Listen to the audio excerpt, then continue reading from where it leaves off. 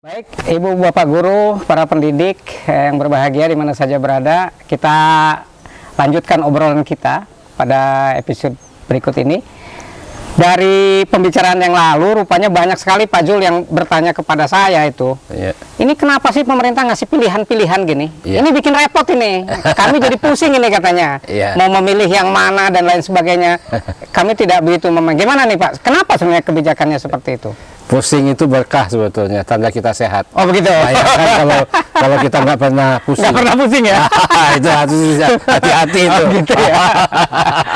Nah, yang harus adalah jangan mempertahankan kepusingan itu terus-menerus. Oke, Berarti baik. kita harus tahu esensinya gitu. Ya. Kenapa pilihan? Ya.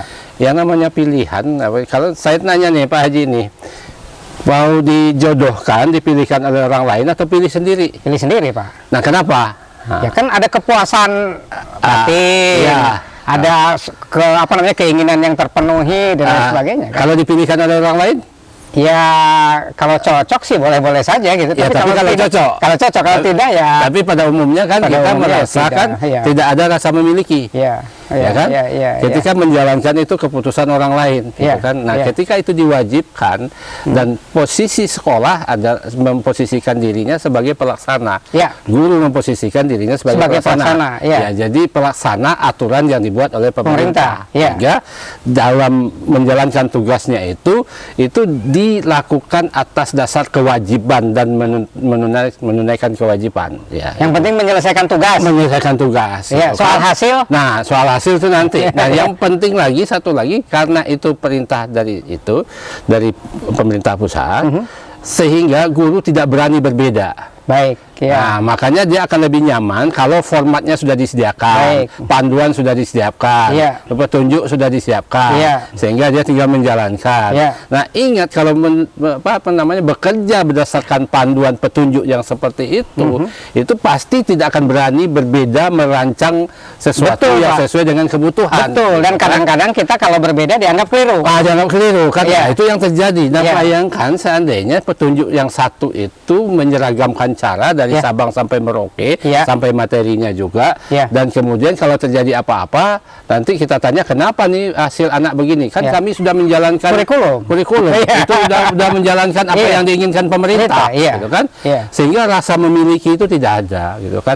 Ada orang yang bilang ini sepertinya pemerintah kok lepas tanggung jawab. Betul Pak. Gitu kan? Nah, cari gampangnya aja pemerintah katanya. Tanggung jawab diberikan kepada sekolah. Nah, sebetulnya berbagi tanggung jawab. Melibatkan sekolah sebagai atau satuan pendidikan sebagai pelaku utama sehingga dia mengenal betul kurikulum yang digunakan, mengenal betul anaknya, mengenal betul kebutuhannya, mengenal betul kondisi-kondisi yang ada sehingga dia bisa melakukan penyesuaian.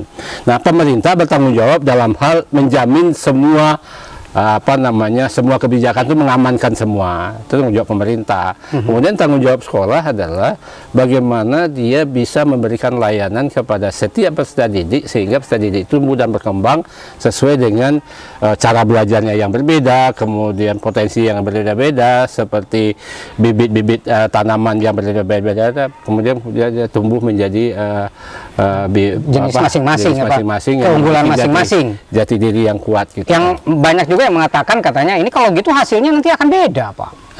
Ya itu dia kan katanya hasilnya akan beda kan.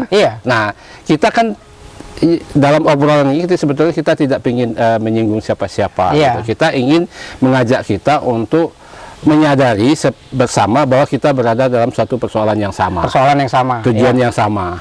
Nah, dalam persoalan yang sama ini, kemudian dengan tujuan yang sama, kita menggunakan cara-cara yang berbeda-beda sesuai dengan situasi, sesuai dengan peran kita masing-masing, agar kita bisa menentukan jalan mana yang terbaik untuk ke sana. Sehingga kita berdayakanlah pandangan yang berbeda-beda, kemudian yang berbeda-beda, kondisi yang berbeda-beda itu kita berdayakan, kemudian kita pastikan bahwa kita menuju satu tujuan yang sama. Kemudian nanti di dalam prosesnya kita menjamin budaya belajar itu tumbuh. Kemudian standar kompetensi yang diacukan juga sama sebetulnya. Hanya caranya ya ini, cara mencapainya ini yang berbeda. Persoalannya kita harus sadari, ada persoalan yang sama. kemudian kita mengarah kepada tujuan yang sama, tetapi soal cara, masing-masing bisa menempuh jalan yang berbeda-beda asal tujuannya sama. Nah, selama ini kan kita selalu mengatakan menyamakan persepsi. Berarti menyamakan sudut pandang. Berarti kita semuanya memandang dari sudut yang sama. Nah, ini yang keliru. Nah, itu Ibu Bapak Guru, para pendidik di mana saja berada.